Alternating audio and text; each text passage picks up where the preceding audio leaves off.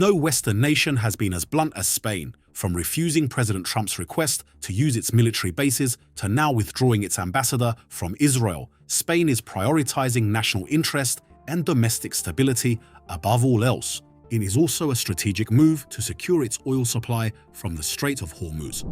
The formal recall of the ambassador to Israel on March 11th marks the climax of a series of fiery confrontations between Madrid and both Tel Aviv and Washington. For a nation that is a core member of both the EU and NATO, Spain now finds itself in a position of direct opposition to Donald Trump's military policies in the Middle East, creating a rare precedent in the history of the alliance. To understand why Prime Minister Pedro Sanchez's government has become so decisive, we need to look back at the ties between Madrid and Washington. The history of relations between the two countries has always been highly pragmatic, particularly through joint military bases such as Rota and Moron in southern Spain. These locations have long served as strategic waypoints for the US to control the Mediterranean and extend its influence into the Middle East. However, the current left-wing government in Madrid holds a very clear stance. Being an ally does not mean unconditional agreement. Their decision to ban US aircraft from using these bases to attack Iran since February 28th acted as a direct cold shower to Mr. Trump's ambitions, resulting in the United States having to relocate 15 aircraft out of Spanish territory. Mr. Trump's reaction remained true to his uncompromising style. During a meeting with German Chancellor Friedrich Merz, he did not hesitate to call Spain a terrible partner and threatened to sever all trade relations. He even requested Treasury Secretary Scott Bessent to investigate economic sanctions targeting the country's olive oil, steel, and automotive parts. However, reality shows that Madrid seems to have prepared itself. Foreign Minister Olbres affirmed that all diplomatic communications between Washington and Madrid are still proceeding normally, while emphasizing that Spain has sufficient resources to withstand trade embargoes from the United States. The relationship with NATO is another point of contention. German Chancellor Friedrich Merz revealed that Europe is exerting pressure on Spain to raise its defense spending to 3% or 3.5% of GDP to keep pace with the alliance's new standards. While Mr. Trump uses trade to apply political pressure, European allies are using the defense budget to remind Madrid of its obligations.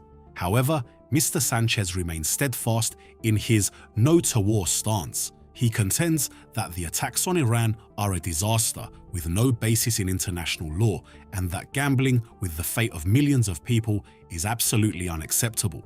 In recent years, Spain has made numerous decisions that have caused friction with Washington and a segment of NATO, while the United States maintains its position as Israel's closest military and diplomatic ally in the Gaza war. Spain has emerged as one of the most vocal critics of Tel Aviv.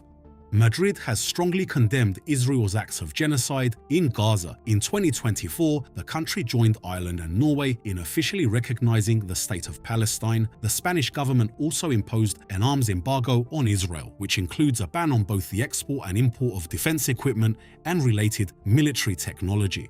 The Palace of La Moncloa has also rejected pressure from the US regarding the increase of NATO defense spending. Madrid argues that this target is excessive and could jeopardize the nation's economic priorities.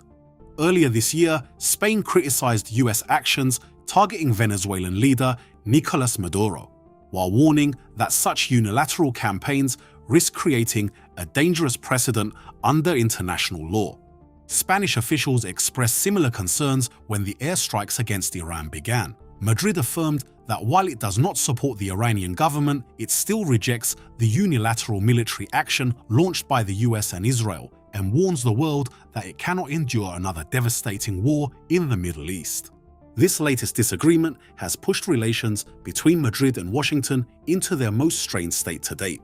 An expert who is a professor of international studies at the University of Castilla-La Mancha stated that the Spanish Prime Minister has demonstrated consistency in his international perspective across multiple fronts. Speaking to the Anadolu agency, this expert remarked, "Mr. Sanchez is building his stance on Ukraine, Gaza, Venezuela, and now Iran based on the foundation of international law and multilateral diplomacy. Why did Mr. Sanchez choose to go against many Western allies? Firstly, Mr. Sanchez is one of the few progressive leaders in Europe. He needs to establish a unique position in a political environment that is trending toward conservatism, such as in France, Germany, or even the European Commission. This independent voice allows him to create a distinct international agenda. Secondly, it stems from domestic political reasons. His strong anti-Trump stance has narrowed the political space for the opposition. The People's Party, the main opposition party, is struggling to build a counterposition. Only the far-right Vox Party has created a distinction, and this inadvertently benefits Mr. Sanchez. It helps him construct a polarized scenario, either side with Trump, the sovereignty and anti-globalization camp, or side with international law. A survey published by the daily newspaper El País on Friday shows that Mr. Sanchez's stance on the Iran war is proving to be politically effective. Up to 42% of respondents rated his actions regarding the war as good or very good, compared to only 19% for the leader of the opposition People's Party, PP. Experts suggest that electoral calculations also play a crucial role. Figures like Mr. Trump embody culture war policies that Mr. Sanchez can leverage to position himself in re-election campaigns. Spain's next general election is expected to take place no later than August of next year. Prime Minister analysts suggest that Mr. Sanchez's message appears to be designed to evoke those political memories while reinforcing Spain's image as a nation that defends international law.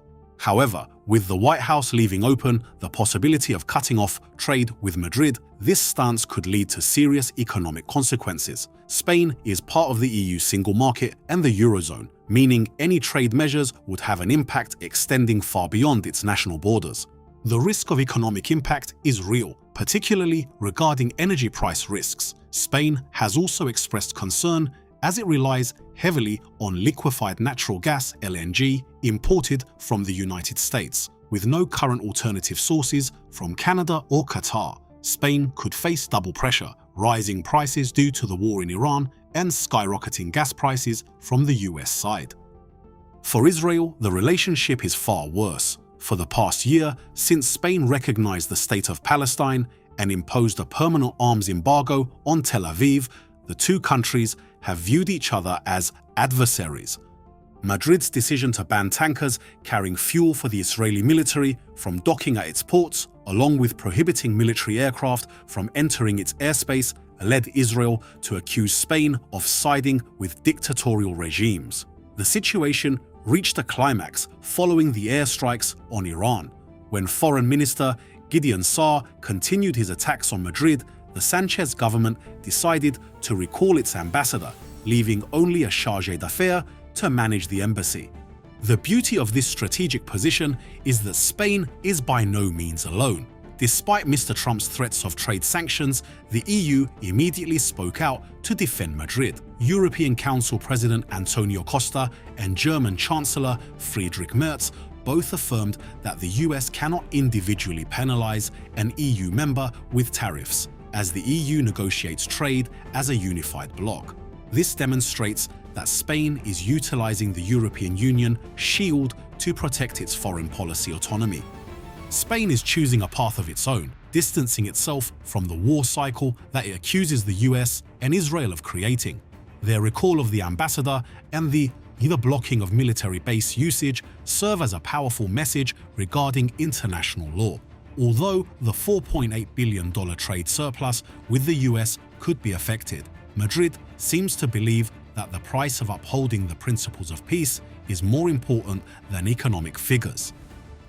In the coming days, as pressure from the White House continues to mount, the world will see whether this kingdom of olive oil can stand firm against Mr. Trump's fury to maintain a rare dissenting voice within the heart of NATO.